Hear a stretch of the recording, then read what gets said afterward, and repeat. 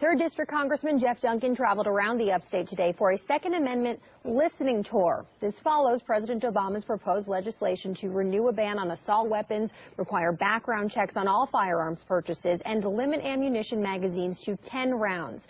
The Republican congressman's tour began this morning in Greenville County, and the people who showed up had a lot to say.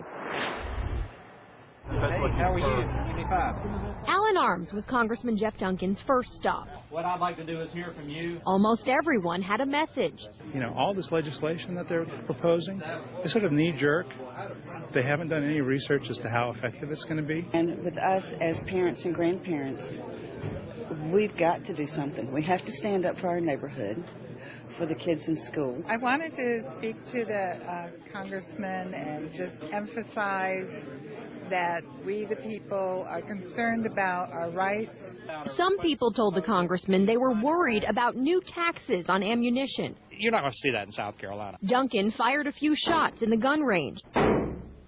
Here at Allen Arms, the walls of merchandise aren't as full as they used to be. When you have an immense amount of demand, especially a very sharp spike, dealers, distributors, and manufacturers cannot keep up. You're seeing just a run on ammo and as well as weapons because people think that at some point in time they may not be able to obtain those. Duncan says he does not support any restrictions on gun ownership. As long as we're there, I say we, like-minded congressmen, I don't think there's going to be anything that happens that restricts our Second Amendment rights, but we've got to be vigilant. But gun control advocates are arguing for change.